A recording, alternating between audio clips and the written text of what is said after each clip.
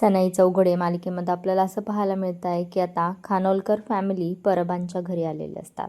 कारण की आसावरीला त्यांनी शगुन म्हणून काहीच दिलेलं नसतं आणि आजीचा हट्ट असतो की आसावरीला आता शगुन द्यायचा आहे. त्याच्यामुळे जय, तेजस्विनी आणि सर्वच जण परबांच्या घरी आलेले असतात. तिथे पमा त्यांना खूप आग्रहाने त्यांचा पाहुणचार करत असते. ती जयला विचारते की जय, तुम्ही काय खाणार आहात? तेव्हा तेजस्विनी म्हणते की जय डाएटवर असतो आणि त्याला जे आवडतं ते तुम्हाला अजिबात बनवता येत नाही.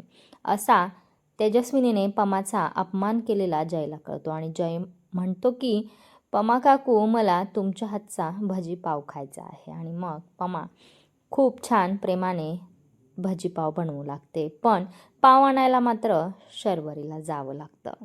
आजी मात्र जयला सांगते की ती शर्वरीला एकटीला जाऊ देऊ नकोस, तर गाडी काढ आणि तू सुद्धा तिच्यासोबत जा. आणि मग आजीच्या आग्रहामुळे आता जयला सुद्धा शर्वरीसोबत जावं लागतं.